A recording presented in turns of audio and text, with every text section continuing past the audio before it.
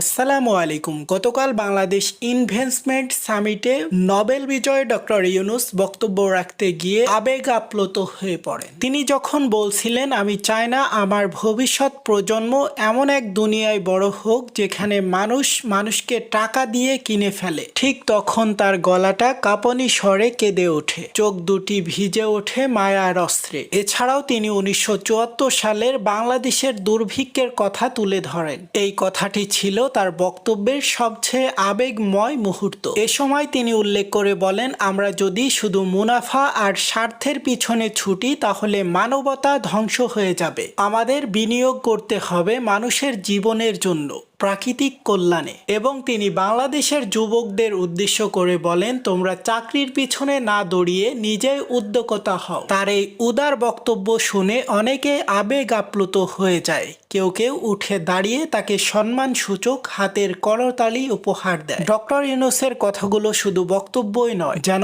এক মহা আহ্বান, মানবতার পক্ষে দাঁড়ানোর ডাক। এই সে গ্লোবাল নিউজ, সাথে আছে আমি হুসাইন আহমেদ। সকলকে অনেক অনেক ধন্যবাদ।